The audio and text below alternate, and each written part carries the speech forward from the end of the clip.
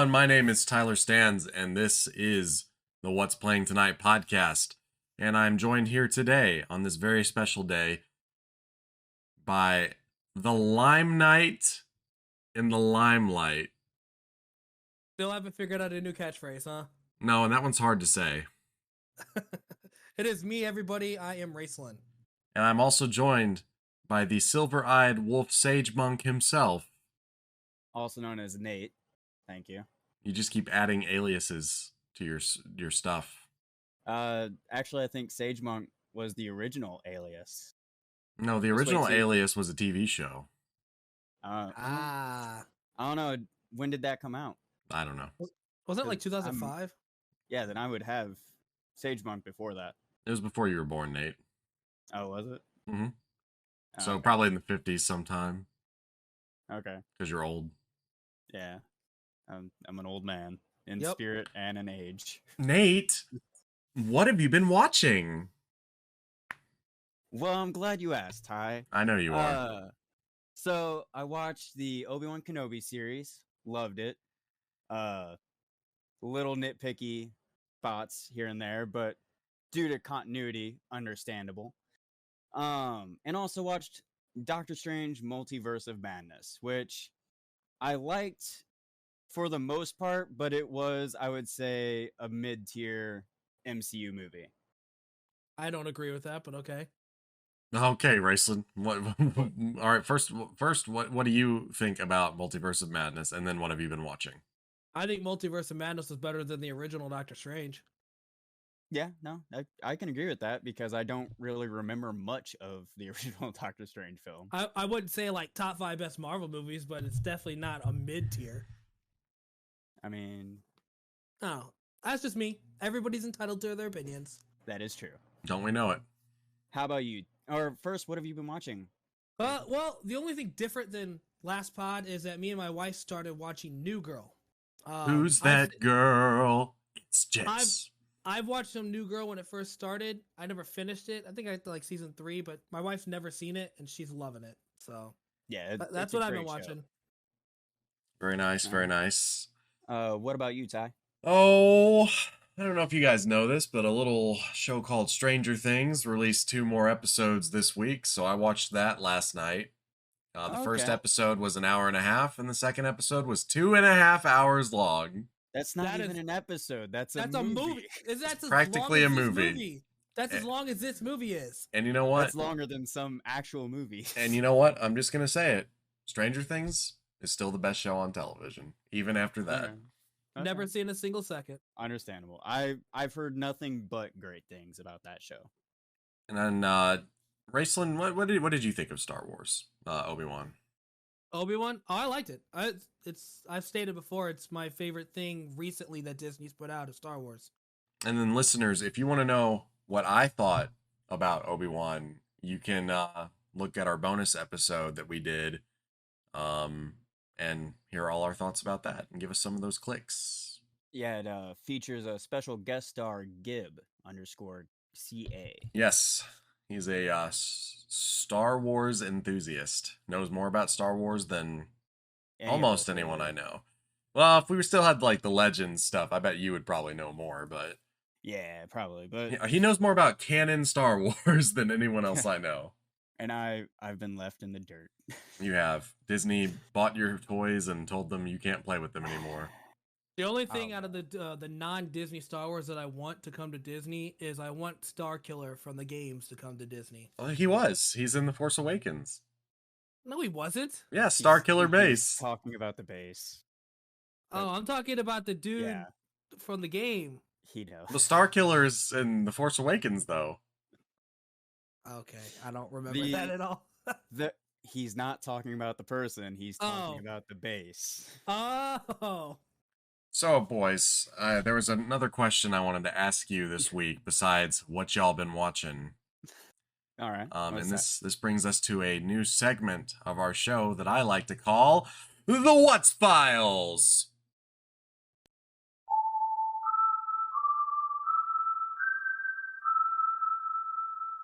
So I wanted to ask you guys, just for no reason really, We'll start with you, Nate. Do you believe in aliens?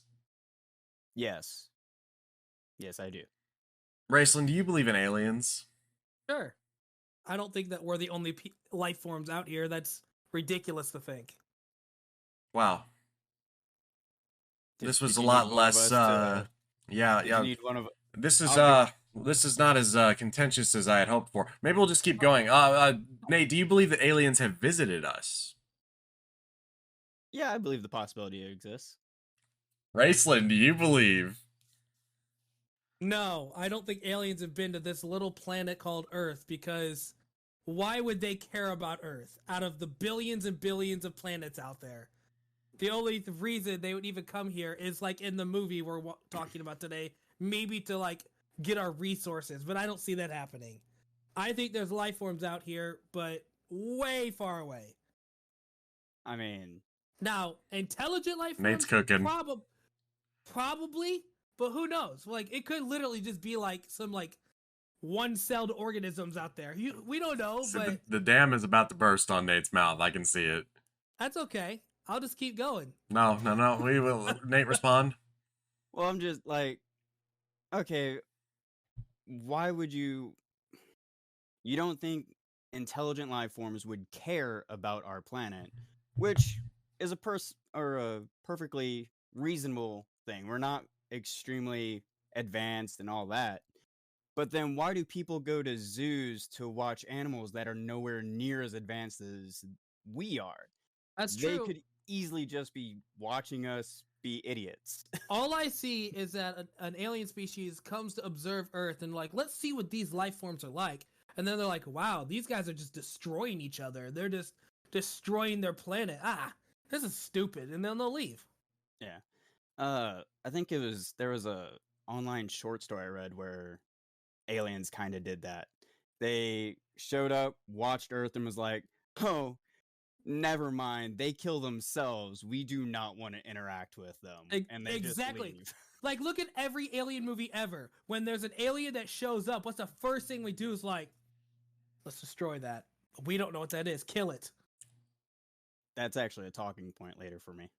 Speaking of talking points, that has been the What's Files. I don't really have any segue for that. But the movie we watched this week is kind of on theme because it is, for us Americans, it is 4th of July weekend.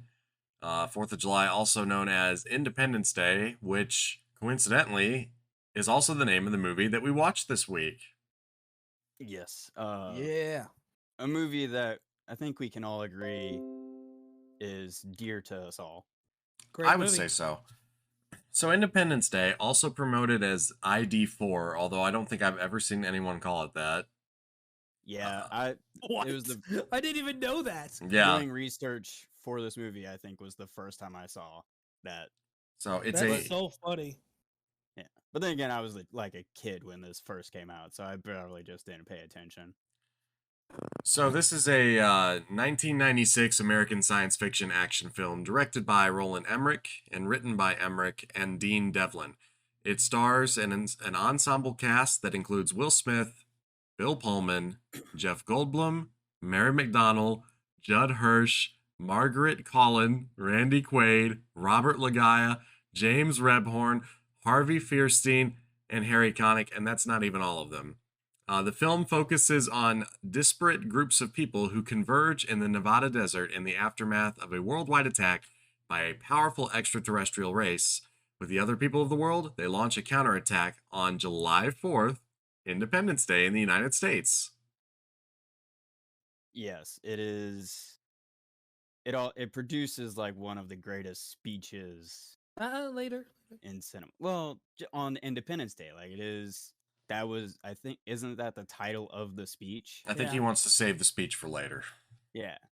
I have one thing I've always wondered, because like you pointed out, Ty, this is a movie based on the American holiday Independence Day. I wonder how other countries like view this movie. Well, they probably think it's dumb. Yeah, I don't know. I don't have much I don't really talk about It's not- Independence Day with other people. It's not really based on. so- It's not really based on the Yeah. American holiday. It just kind of takes place on it. It's kind of like Die Hard. Like some people consider it a Christmas movie, even It is. because it's set during Christmas, even It though is. it's mainly an action film. That's a good Christmas. My favorite Christmas movie. That's for another So time. we have. Let's take a look at our cast here. We have Will Smith as Captain Hiller. He is a pilot, and he is Raceland. So is this Will Smith's like one of his breakout movies? No, No. I think he was in several movies before this. Well, in 1996, I know he was still doing Fresh Prince of Bel-Air. I think, right? Fresh Prince Yeah, ended in 1996. Yes. Oh, really? So yeah. For some reason, I thought it went on till late 90s, early 2000s. I guess I was wrong. Let's see here. By 1996, he had already done Bad Boys, Really? Wow. Where the Day Takes You. Made in America and 6 6 Degrees of Degrees. Separation. Yeah. I've only seen Bad Boys out of that list. But That's good, man. I don't know. Will Smith, this is probably. I haven't seen any of those movies besides Bad Boys. Same. I know This is Bad definitely- Boys was big. This is definitely one of the movies that kind of helped further him into the public consciousness as a movie actor. Yeah, I mean, look how many times he's quoted as "Welcome to Earth" from this movie. He's got some great lines in this movie. Yeah. Yep. Thoughts on Will Smith in the movie? I liked him a lot. He was like it's peak. It's peak Will Smith action. It really is. And Like- the one-liners just really suit him. He has always been really good at the catchy one-liner stuff. Yeah, take everything that's gone recently with Will Smith out of everything.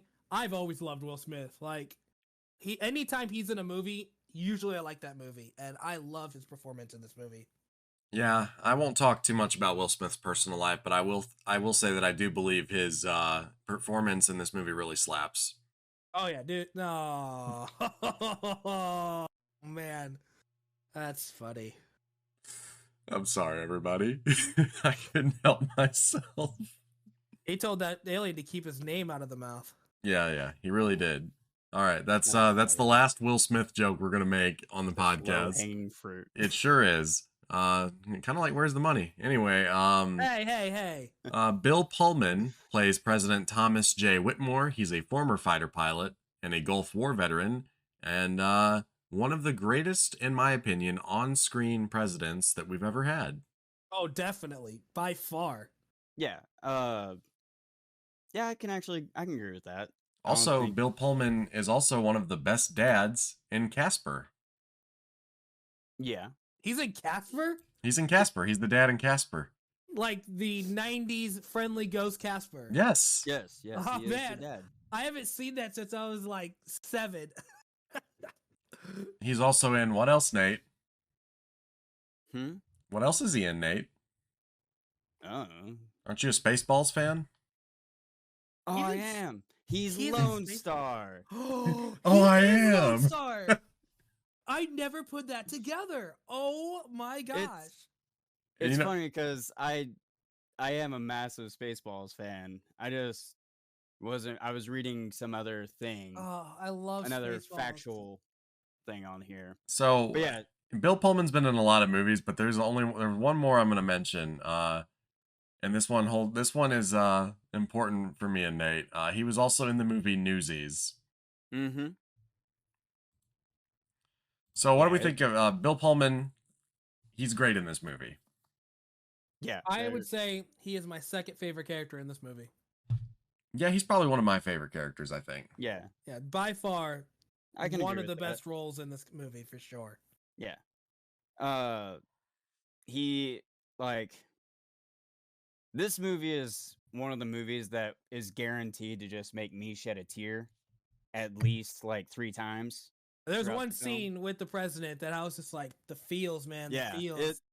it hit me pretty hard this time watching it. But the scene where he loses, like he's talking to his wife, That's and the I'm thing. just like, Oh man, It's The sad stuff. feels. It's sad stuff. And Bill The, Pullman. Go the ahead, Harrison. daughter's like, is mommy sleeping? I was like, oh no. and he's like, "Yeah, honey, she's sleeping." Like, Bill ah, Bill Pullman always looks come like on. he has a haunted look to him. Like he's seen some stuff. He does. Like even when he's being comical or anything like that, it there's some kind of just edge to his eyes where he's just Yeah. like, Well, There's a real in there's this real movie, he is supposed to be like, I've seen wartime, so it would make sense. that's fair. yeah, Yeah. he is a veteran. In And this. then we have possibly I guess our third main character, Jeff Goldblum as David Levinson. He's an MIT educated satellite engineer and a technological expert. And what that means is he's a cable repairman. Oh man, Jeff Goldblum is my favorite character in this movie. I love Jeff Goldblum, the character and the actor. I just love Jeff Goldblum so much. Well, if you love the actor Jeff Goldblum, you probably love most of his characters because he kind of plays a lot of himself. Yeah. Oh yeah. I One of the also most love un- Jeff Goldblum in this movie. One of the most Agreed. underrated shows is of Jeff Goldblum's is on Disney Plus, and it's the where I forget what it's called, but it's where Jeff Goldblum goes around and just like talks to people about strange things. Yeah, Oh, I agree. Actually, I think that show's pretty good. Yeah, it's Isn't really that good. like named after him? Yeah, it's Yeah, like it is. Jeff Goldblum talks to you or something like that. I don't know what it's Yeah, called. it's so funny. Yeah, I haven't seen it, but I've been meaning to. Oh, Yeah, you should definitely check it out. And then even though we've stated that Jeff Goldblum basically plays himself in this movie, I still think he does a really good job in this Yeah. movie. This was like And this is post Jurassic Park. And it seems like he had developed some catchphrases that he was like contractually obligated to say in his movies after Jurassic Park, because he in Jurassic Park when they're driving away from the T-Rex, he's like, must go faster, and he says it again in this movie on the spaceship. Oh man. And then we got Mary McDonnell as First Lady Marilyn Whitmore, the wife of Thomas Whitmore. She's not in the movie very much, But she definitely pulls the heartstrings. she does. She seems like a nice First Lady. Yeah.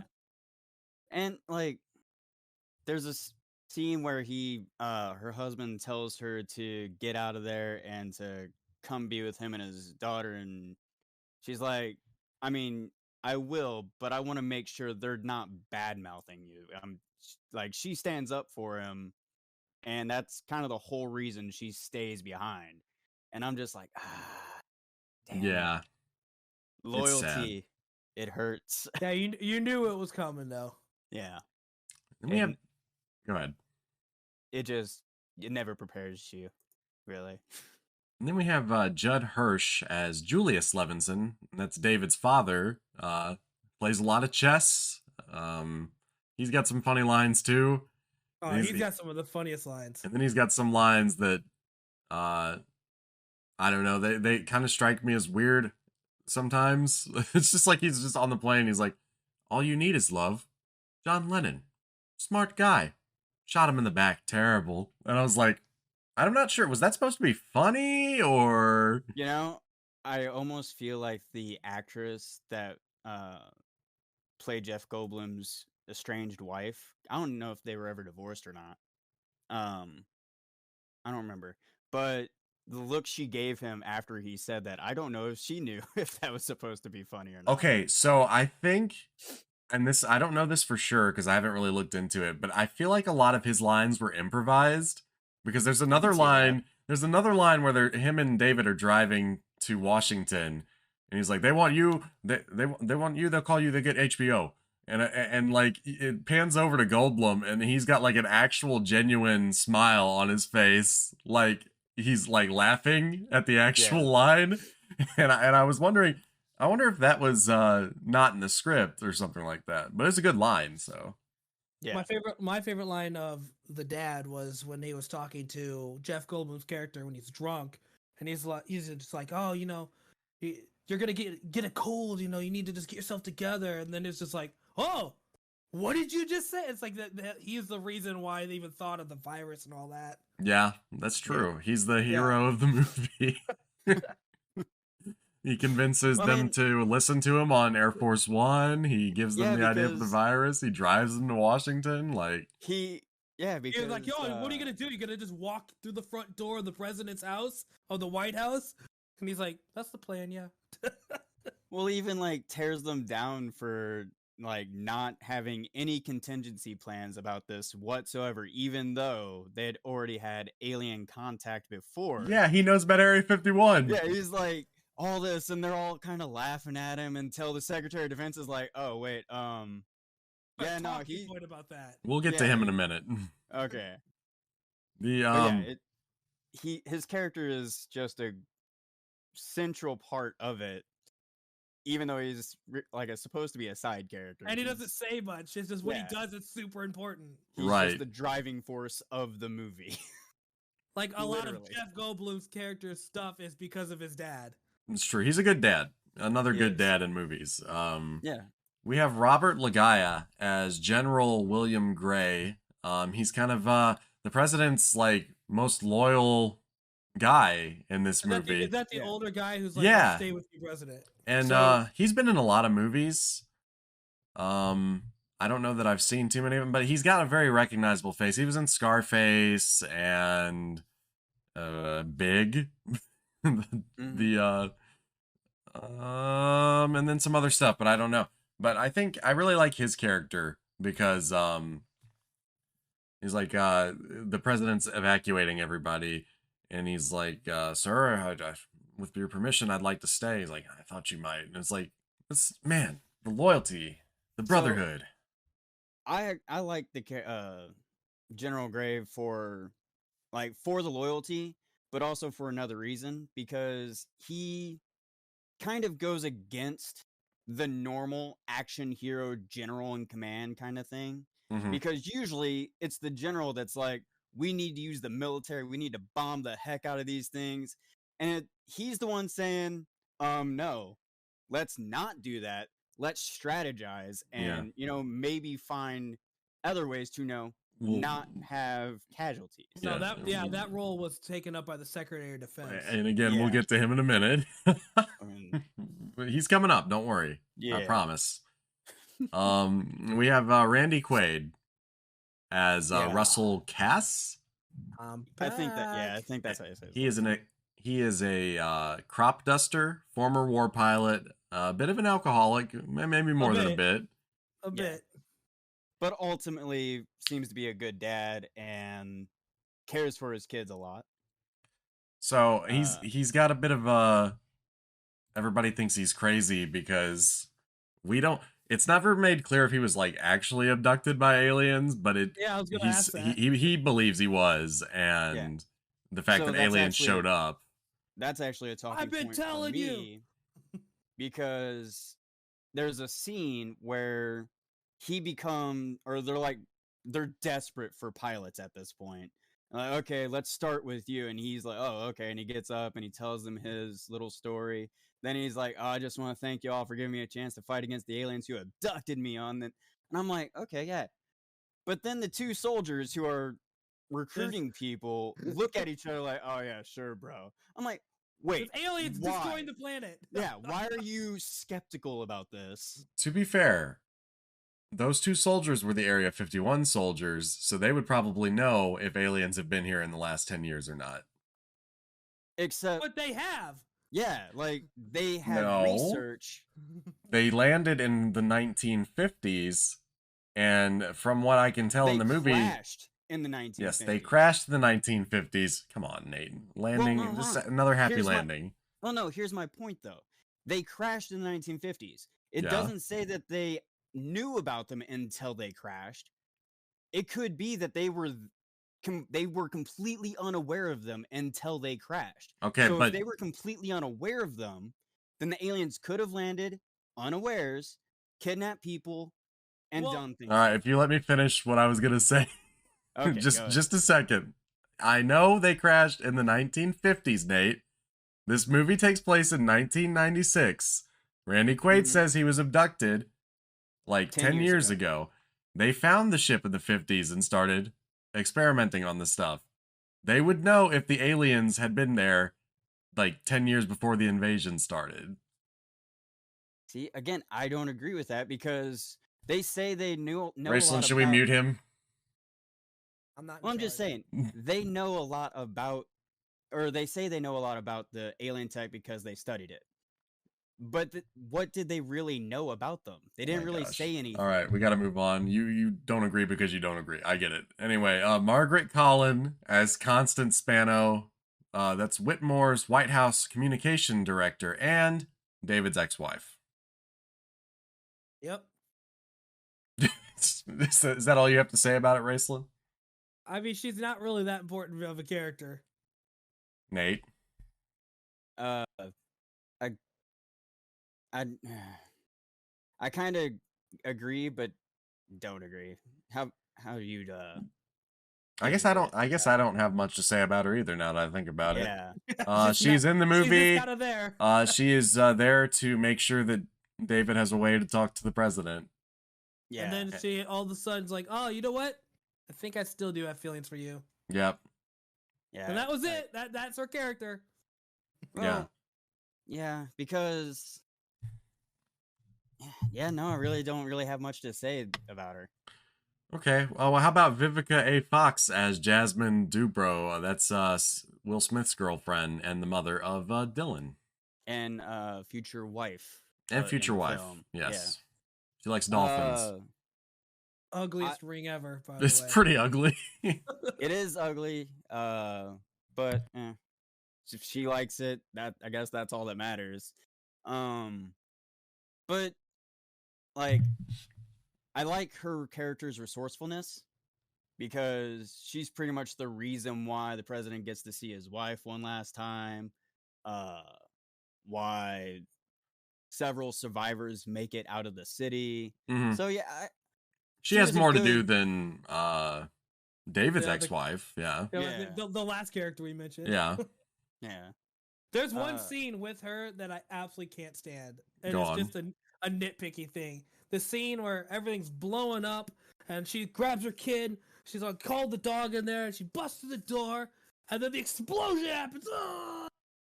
Yeah. That's not how explosions work. The door is open. It would kill her immediately. You're not wrong.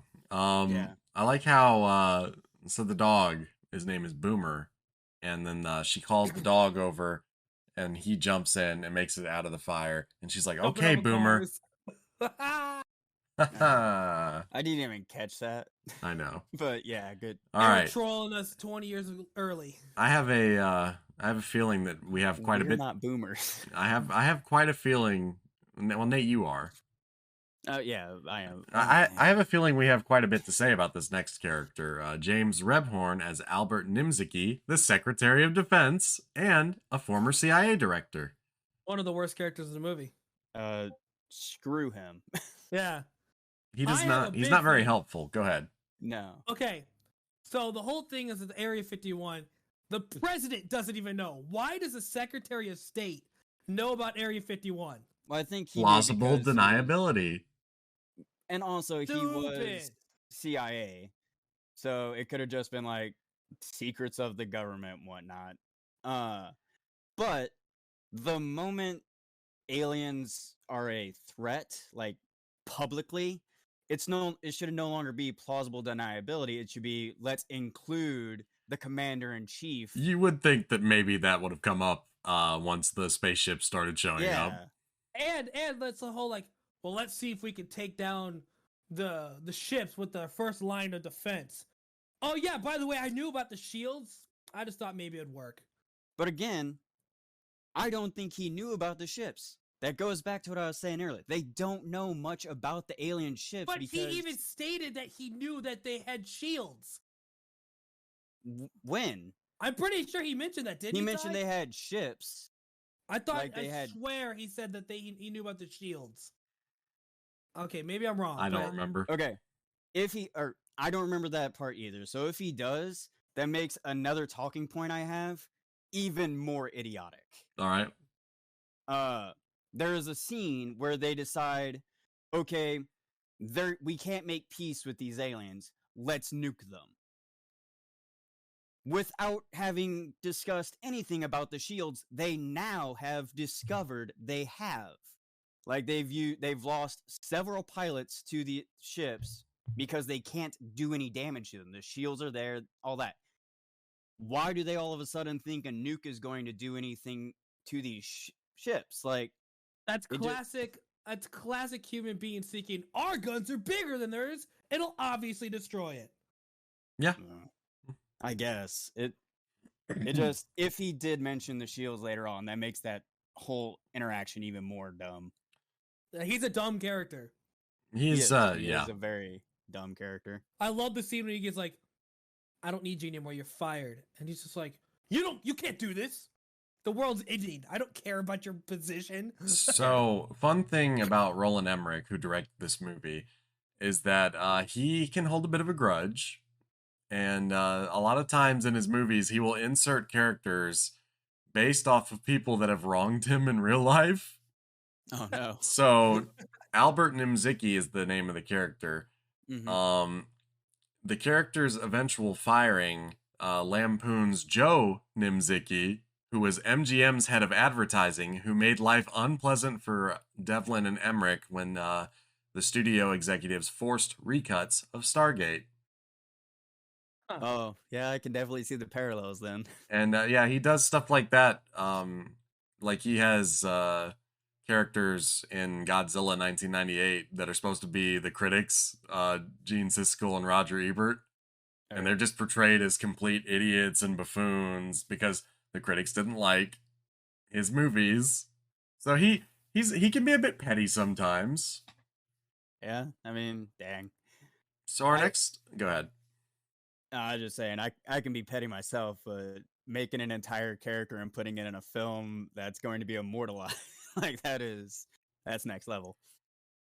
So our next character is Harvey Fierstein as Marty Gilbert. He's David Levinson's coworker. He's got that kind of very raspy voice. Oh, that dude's voice is so annoying. Y'all ever seen Mulan?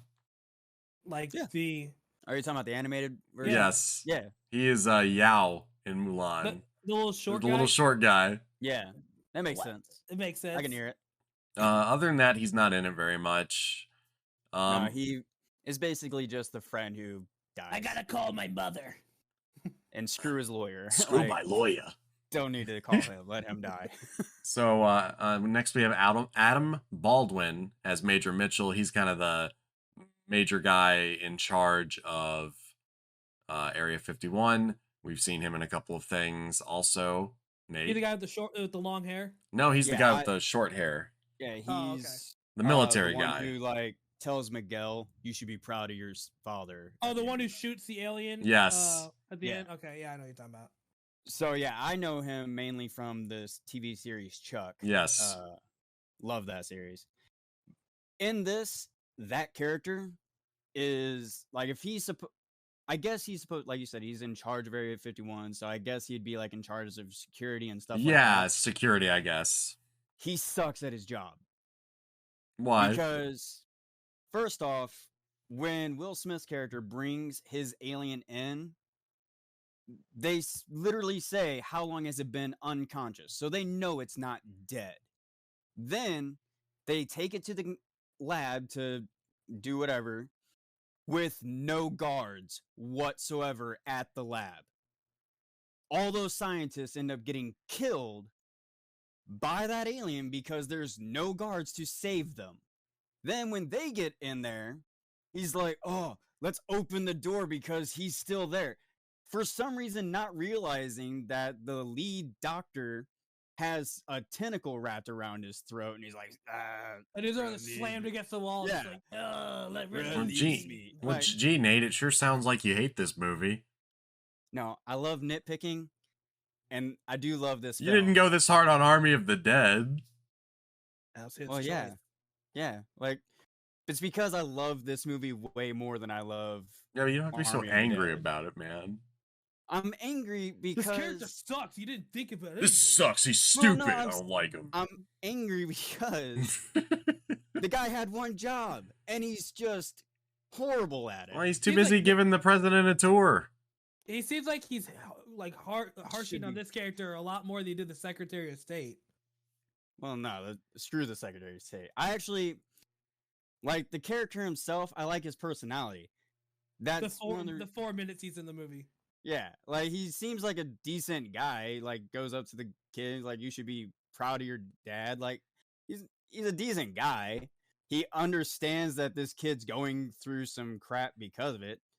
But yeah, he's just so horrible at his job.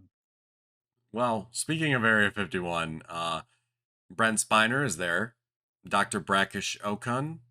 Long-haired guy? Long-haired guy. Probably most famous Data. for playing Data on Star Trek, yes. Yeah. Holy crap, he's Data on Star Trek? Yeah. Yep.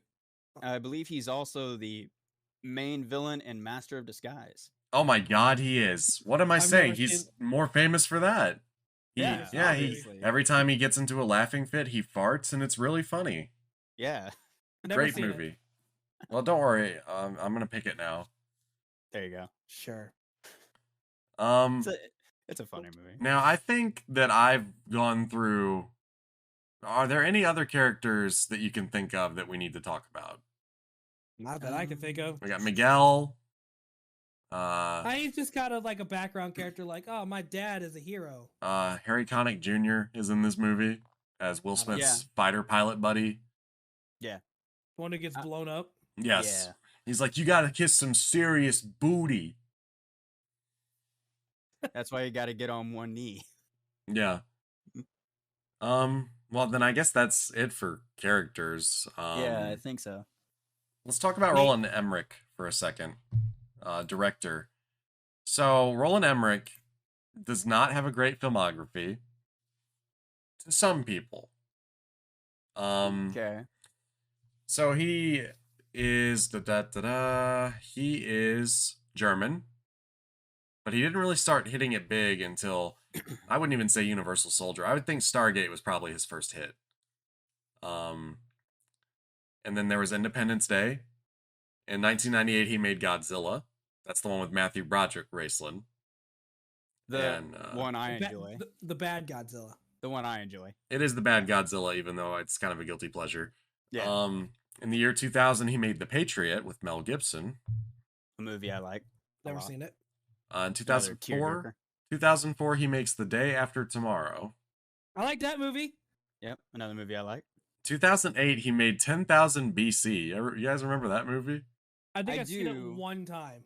I watched it I think 3 times, and hoping I would like it more. The movie wasn't great. I saw it 7 times. I wasn't impressed. So in the year 2009, he makes the movie 2012. I like that movie too. I like that movie too. It's really stupid, but I like it. Yeah. And then after that, movies. I've actually not seen any of his movies after that, except for the sequel to Independence Day. I haven't seen that yet. Let's see here. I haven't seen that one either. I heard it was really bad. Well, we'll get to that later. Okay. Nope, I haven't seen that one. Moonfall. Moonfall's his last movie, which I hear is really dumb, but I kind of want to watch it anyway. I feel like you don't really go into a Roland Emmerich movie for a smart movie. Yeah. But he does disasters and explosions and I guess charming characters. There's nothing in this movie made me cry. What? Nothing in this movie made me cry. Anything in Independence Day? No. Oh my gosh, you're such a heart of stone. That's not true. Stranger Things made me cry quite a bit yesterday. Well, okay, so maybe you used up all your tears. I probably did. Yeah, my eyes are so dry because I flooded my apartment. 3 times I've cried during this film. 3 times? Okay. All right, Nate. Yep. What? I got emotional at one scene, but I'm over Nate, what made you cry? I don't ever just a single tear or two come down. Nate, what made you cry? The first one when Will Smith's buddy dies. He was in the movie for less than 5 minutes, all together on screen. It's called Empathy, and when he died, it just made me think, oh man, Will Smith didn't even cry. Will I Smith know. was like, "Oh darn!" Instead, he beat the crap out of an alien. I don't have an alien to beat the crap out of. But it reminded me of You got some friends. Raceland. It Thanks, reminded man. me of some friends I had that I've lost in the past, and Fair enough. it made me tear up. Then the second time I cried a bit was when the president's wife died. The only time I got somewhat emotional during this movie. Man. All right. But yeah, that reminded me of a rough time that I had a bit. And then when Russell died, like, Who? The Russell. pilot. Yeah. There's something really like, emotional about the way he flew up and he said, "Up yours!" No, it was more the Yeah, moment beforehand saying, "Tell my tearjerker. kids that I love them," and his son knowing that his dad's about to basically commit suicide for his sake. Yeah, well, he saved the planet, so I'm not. There was Man, not an you guys- ounce of there was not an ounce of emotion in that scene whatsoever. you know what? More emotion was like, His yeah, son- he did it. His son didn't even cry. I mean, His son was just like, I'm proud of him. all right. I'm just an emotional guy, I guess. You're a blubbering baby. Wow. Wow. That's it. Them's fighting words. Anyway, So that's Roland Emmerich's filmography.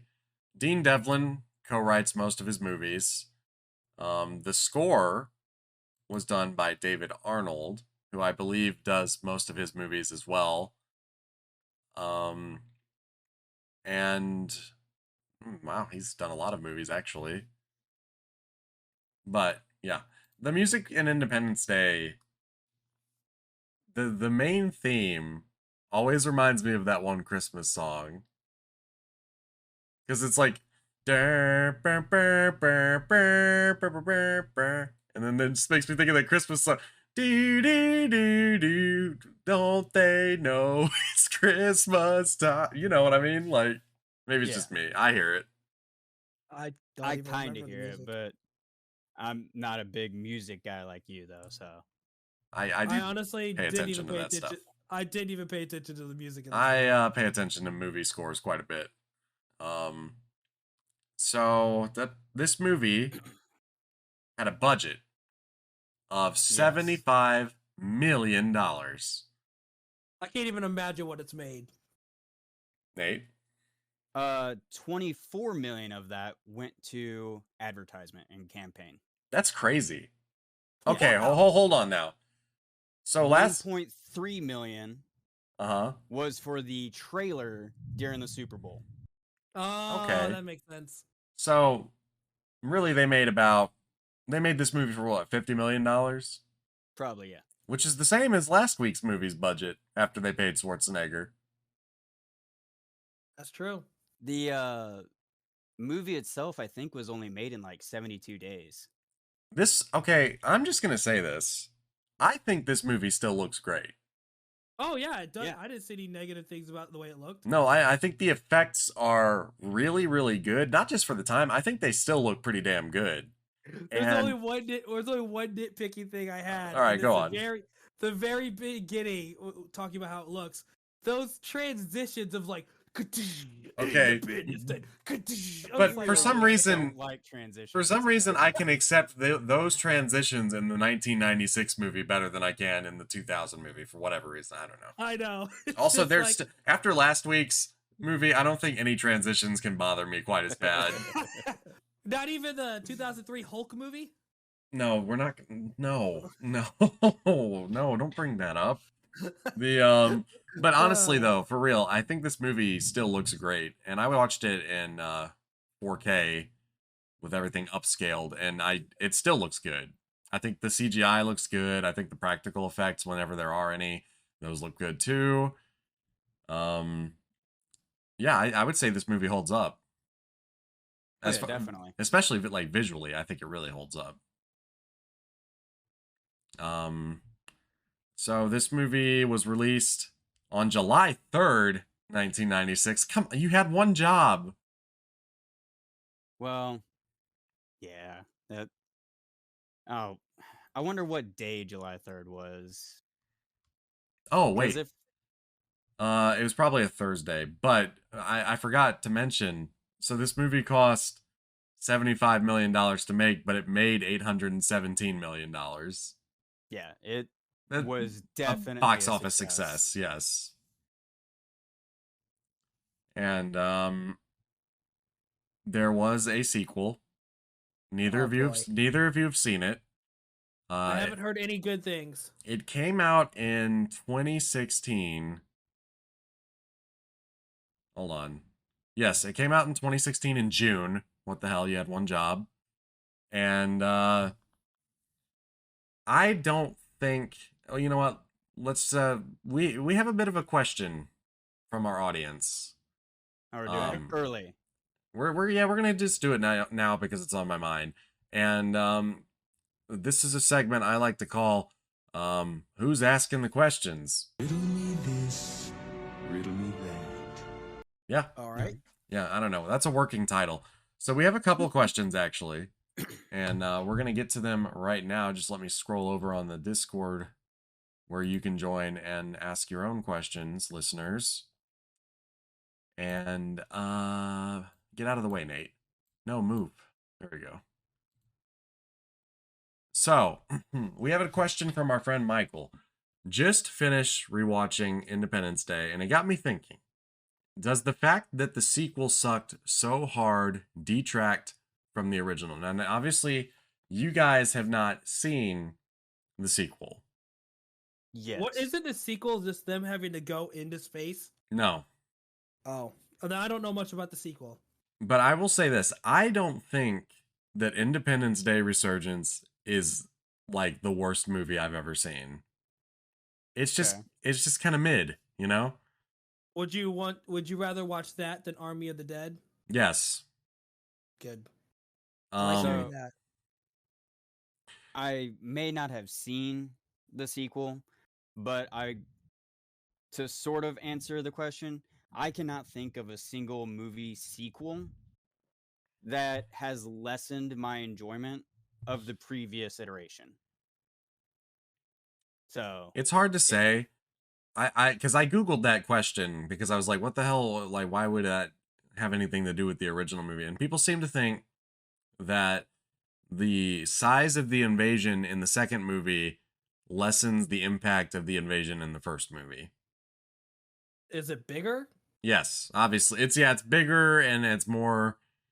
It's like they came back in full force. Gotcha. I mean, I could kind of see that happening though. But at the same time, like, don't sequels usually try to amp up everything? Yeah. Does the sequel have Will Smith in it? Will Smith is not in the sequel. No, he didn't come back. That's like I didn't know. I was legit asking. I had no idea. Yeah, the one thing I did know about this is that Will Smith was not in it. Almost everybody else did, though. Over. Yeah. Oh, Jeff Goldblum's back? Jeff Goldblum came back. Vivica Fox came back.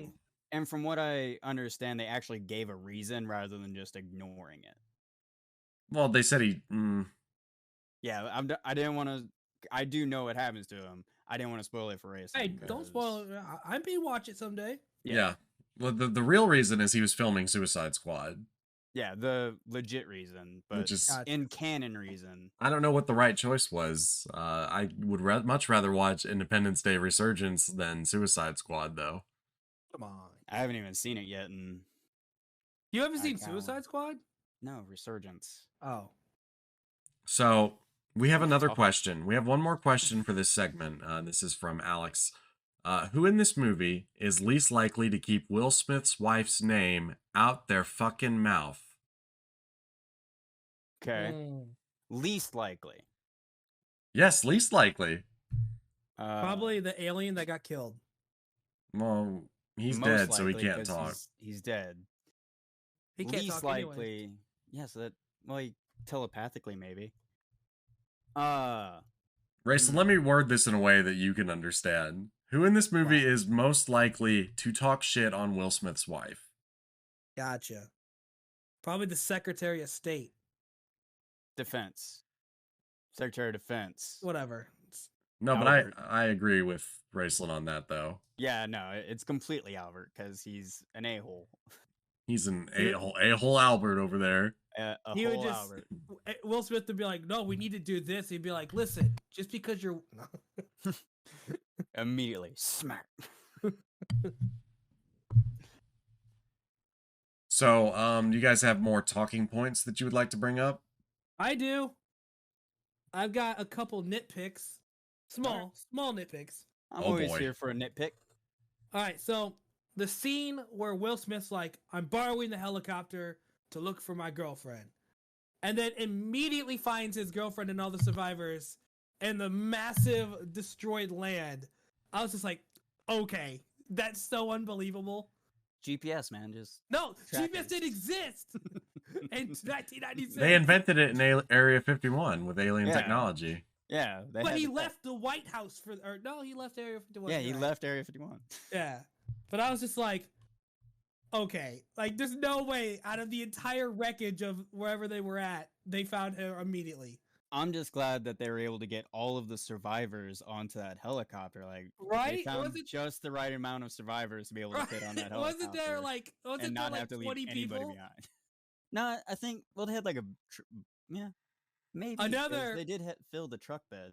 There's another nitpicky thing that I think is funny being an American is that the fact that they're when they're like, we found a way to destroy the ships, send the word across the entire world, and they all get their Morse code from America, and they're like, oh yeah, we will trust the Americans. Like, obviously, let's believe what they have to say without any questions. Well, at this point, I think they were going for like, the world is pretty much on the brink. There's no real reason not to trust. Like, they don't have a plan. Still, Might as well like, go with any I plan, don't even if it's know. a crap plan. I don't know. It was just funny to me because it's the United States is not known to be liked by other countries, so it's just like them just being like, you know what? Let's listen to America. That's fine. Yeah. Yeah, that one, I do understand where you're coming from, but I can also like kind of grasp what they were trying to go with.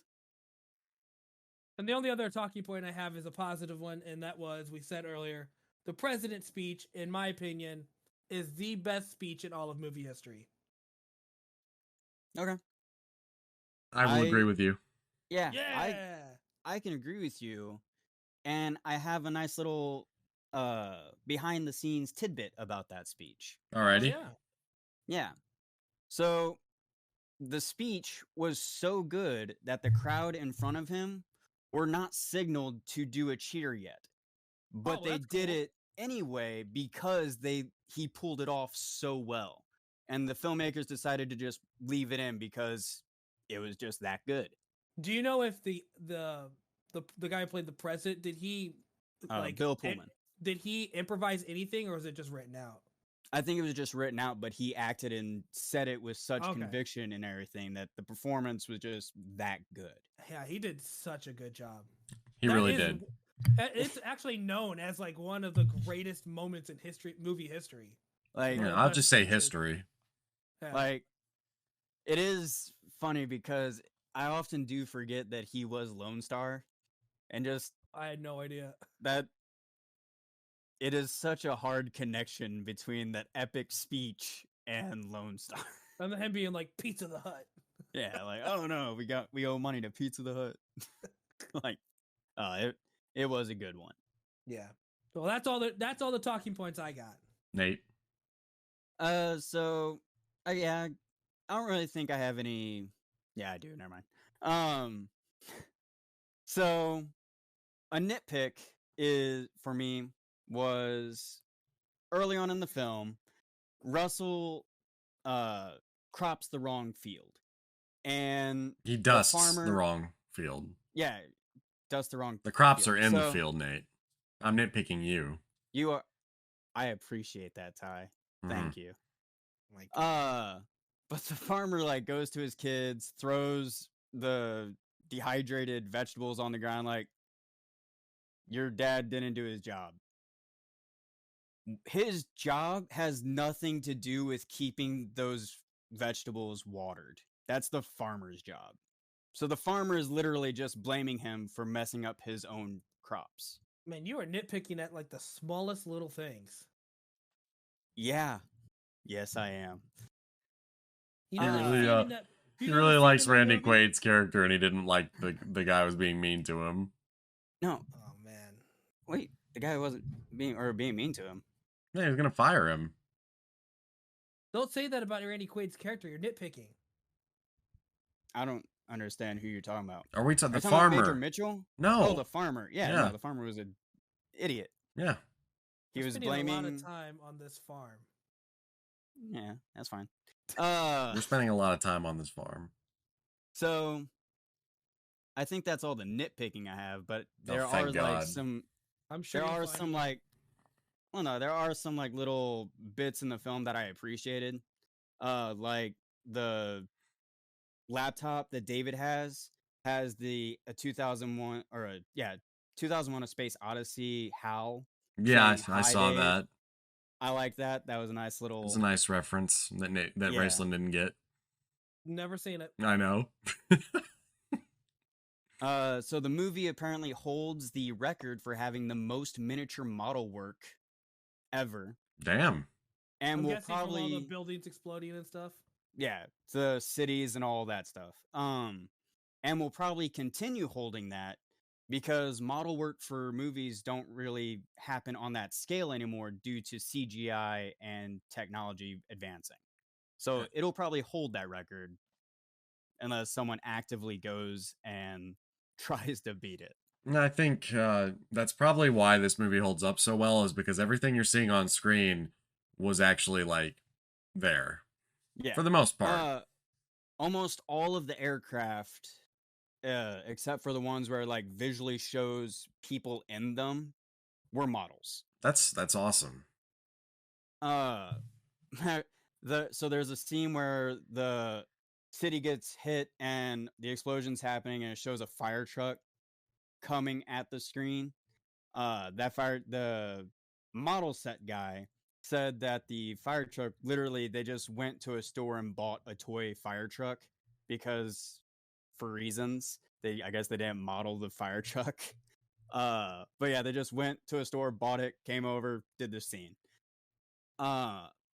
The ship in Area 51 was a 65-foot model. That's crazy. Like, I just could not imagine like being able to see that. It would be CGI today. It wouldn't even be Of there. course it would be. Yeah, it'd definitely be CGI. Yeah, like you could walk up and just touch it. Like, it'd be so cool. I know. Everything looks. That's why I'm serious. That's why it holds up so well, is because most of the stuff you're seeing on screen was something they actually shot and not added in later. Same reason why Star Wars, like the originals trilogy, holds up so well. Yeah. Yeah, because they didn't use CGI. Except for when George Lucas put CGI in it in the 90s. Yeah. For the special editions, but you know, it's whatever. So before we get into our okay, go on. You got two more. Nate's got two more, everybody. Two more. He's just saying peace. Oh yeah, peace out, dog. So final tidbit about the welcome wagon, the helicopter they outfit with all the lights that gets blown up. It was actually during the test run for the helicopter, the people of Orange County didn't know what was going on and reported UFO sightings because of it. That's funny. So, yeah, like funny. an actual UFO sightings were reported because of this film. That's so funny. And then the scene where Will Smith dragging the alien across the salt flats and he just yells out, "What is that smell?" That was actually improvised by Will Smith because there was a horrific smell on set. And it was millions of dead brine shrimp at the bottom of the Great Salt Lake nearby.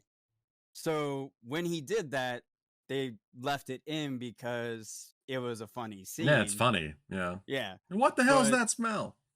That would just, this thought of having to smell millions of dead brine shrimp. No, but let me tell you, disgusting. Let me tell you how much I appreciate the fact that they were actually filming in that location and that it wasn't a bunch of fucking green screens. Yeah. That it is very impressive the lengths they went, and the lengths they went to do this in the time frame they did this, because like I said earlier, they did this all in 72 days, which is insane. Extremely short for such an action blockbuster. That's why older movies like this are just done most of the time done so well, because nowadays we can just rely on technology for everything. Yeah. That was the last two of my little tidbits of info. All right. Before we get into our ratings of this movie, I'm going to take a look at the critical consensus of the time. So on Rotten Tomatoes, Independence Day has a 67%. Not bad. I mean, that's above average. That's a D. That's a D+. Yeah, you probably got a lot of those, didn't you, Raceland? I did. I'm not good at math. Neither was I, buddy. I literally cheated through an entire year of school and passed because of it. And on Metacritic, the film has a score of 59 out of 100. It's an F. But I didn't check the audience scores for either of those. I imagine they're probably much higher. Yeah. Oh my gosh, critics are dumb. To be fair, I didn't even realize people didn't like this film until today when I actually read some 1-star reviews. I was like, wait, what? Like, how? Yeah, I've never heard a single negative thing about this movie ever. Yeah, and those reviews, oh my gosh, they were horrible reviews. Several critics expressed disappointment with the quality of the film's special effects. Man, it came out in 1996. Newsweek's David Anson claimed that the special effects were of no better caliber than those seen 19 years earlier in Star Wars. I wonder what that guy thinks about movies nowadays. Oh, not only that, but like the effects in Star Wars were revolutionary for its time. Yeah, and if it ain't broke, don't fix it. Yeah, what is this guy thinking? I don't. That's Todd McCarthy of Variety. I probably shouldn't be saying these people's names, but this was 20 years ago. It's fine. Felt the production's budget conscious. Excuse me. This guy from Variety felt that the production's budget-conscious approach resulted in cheesy shots that lacked in quality relative to the effects present in films directed by James Cameron and Steven Spielberg. Now, to be fair, those are two of the greatest directors, like, of all time when it comes to these movies. Cheesy doesn't always equal bad, by the way. And as I said it to you guys earlier, criticizing Independence Day for being a cheesy movie is like criticizing The Godfather for being a serious movie. Yeah. It's the point. Like, I mean, I just want to go on a little tangent here. The spaceships in this movie, they're all flying saucers. Like the classic stereotypical flying saucer, with like a fin on top. Yes, and I love that because that's what it is. You're watching like a cheesy updated B movie almost. Like, they went for the classic UFO design. They knew what they were doing. This was supposed to be cheesy. You don't write stuff like that on accident. I guess you do sometimes, but I don't think. I mean, I'm pretty sure that they were going for cheesy. That guy probably hated Fifth Element. That movie is never sci-fi cheese whatsoever. Oh, you will. I'll make sure of that, buddy. Every movie you've mentioned, like, I've never seen on this podcast today. It hurts. So that's the critical consensus of the time. I'm confused by the budget conscious comment.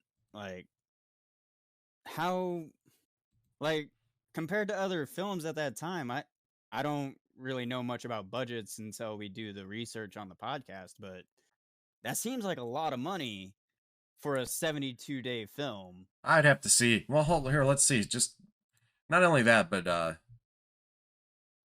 mean, that's more money than they spent on Jurassic Park. Not much more, but I think it was probably pretty comparable to most blockbusters of the time. Yeah, so I'm confused about the budget conscious comment. The only question I have is, let's take a walkie. Watch a movie with the you, who we call it Chalky Talkie. Chalky Talkie! Hello and welcome to Chalky Talkies. This is the part of the show where we decide which character in the movie would enjoy a nice, refreshing yoo-hoo. Nate. So for me, this is actually a pretty easy one. I'm gonna say Dylan. Oh. The kid? Yeah, like, that kid is definitely gonna be like, I want a yoo-hoo.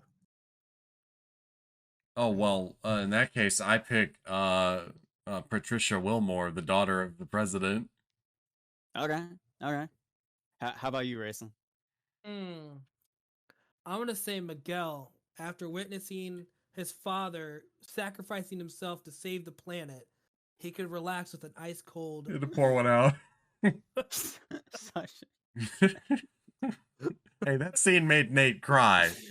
Oh, I'm sorry. I don't mean to bring up feelings. Sorry, Nate. Nate had to go get a yoo-hoo after that scene also. And Yep. some tissues to wipe his tears. Yep. I All right. needed to clean the snot from my face. That has been bawled my eyes out. That has been Chalky Talkies. Let's give our final thoughts and scores for this movie. We're gonna start with Raceland. Well, I have stated before that I do enjoy this movie, and I think this movie is a solid, easily 5 out of 5 yoo-hoos. I love this movie. This is actually one of my favorite Will Smith movies. Nate? Yeah, no, I agree. A 5 out of 5 for me. Because I love the action. I love the humor that's mixed in with it. I love Mixed with some cheese. Yep, I love the cheese. I'm a big fan of cheese. Love the storyline. And I love to nitpick, and it gives me just enough to nitpick. So, yeah, this is a 5 out of 5 for me. You're Well, nitpicking this as a 1 out of 5. That's fine. this might be, I'm just gonna say this movie is a classic. It's cheesy, and it knows it is, and it's a fun science fiction movie. It is actually, I would say, just one of my favorite movies of all time in general. And I watch it every year around this time of year. And for that reason, Every year? every year I watch it. Wow. And This for is a 2.5 hour long movie, man. For that reason, Independence Day gets 5 alien spacecrafts out of 5, and it absolutely understands the assignment. And I do believe it is the first What's Playing Tonight movie to get a 5 out of 5 out of all of us. Yeah, Yeah. I do believe that is agreed. Yeah, that I still don't see why we didn't get a 5 out of 5 across the board with Where's the Money, but you know. I don't know, Raceland, but that brings me to my next point. We've reached the end of the show. We'll do comments after this. We've reached the end of the show, which means it's time to pick our next movie. Each episode, one of us is at the mercy of the other. Since I picked this movie, it's Raceland's turn to redeem himself. What are we watching? So I had a tough choice between picking the movie I want to pick because I think you guys will like it, or picking the troll movie that I just think would be funny for you guys to watch. I can confirm being a troll is a very ingrained within him. But I'm gonna go with the movie I think you'll enjoy. At this time, we're gonna watch. I don't remember the year. I want to say it's 1998. It's on HBO Max. The movie Blade with Wesley Snipes. Okay. I've seen this movie. I enjoy this movie. You are correct. It did come out in 1998. You can watch it on HBO Max, and that's pretty much it. Yeah.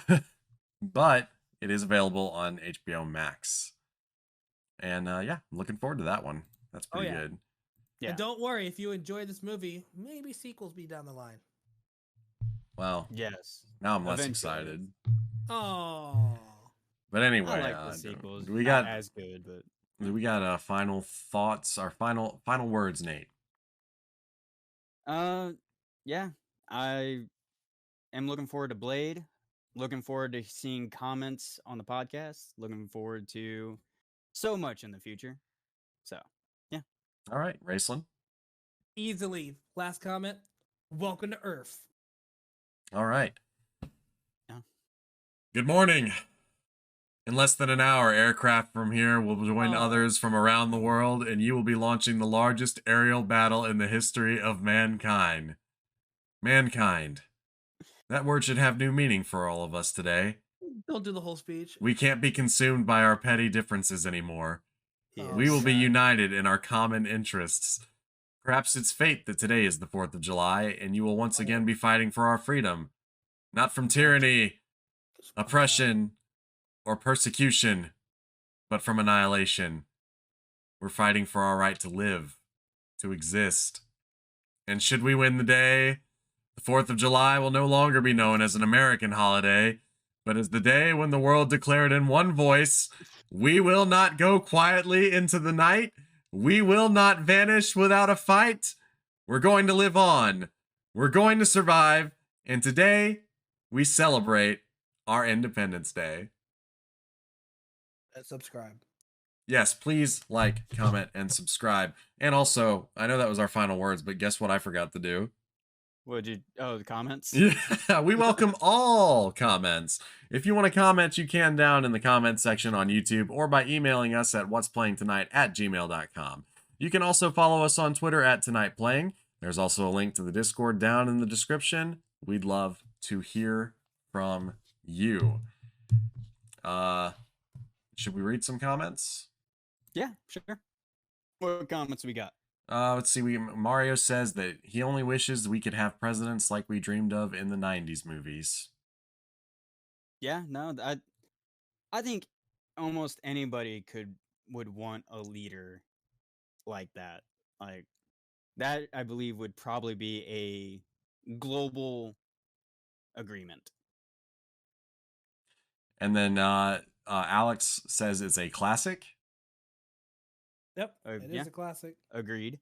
Michael also commented, is Independence Day the best Roland Emmerich film? I think it is, honestly. See, it has the best speech, but now knowing what other movies he did, because I'm not really into directors or anything, I'm probably going to go with The Patriot. No, incorrect. I like The Patriot. Raceland, mute him. Then we got... I think that's it for comments. Oh, let me check YouTube. We might have gotten a comment on YouTube. Oh, well, we got a long comment on our Star Wars thing from Nate, but I'm not reading that. Yeah, that's from me. I had to say my 2 cents. That was loud. Sorry for the short flash of theme song, everybody. Nope, no comments on the YouTube front. All right, well, that's it for the comments. Man, those are my final words. Now I got to do it again. No, don't do it again. I got to do it again. All right, well, in that case, we have been What's Playing Tonight. Thank you for listening. Please like, comment, subscribe, follow, all that good stuff. And we will see you next week with Blade. Mm-hmm. Yep, and you guys can find me at LimeNight74 across all socials. I do streaming and YouTube and all that stuff. Yeah. Wow, you're a real shill, you know that? I don't know what that means. Well, it doesn't matter. You know I put your stuff in the description, right? Yeah, and you also did an entire speech quoting the entire president's speech. And now I'm going to do it again. Nope. Thank you guys for watching. Good evening. This is the morning of the 4th of July. We will not go quietly into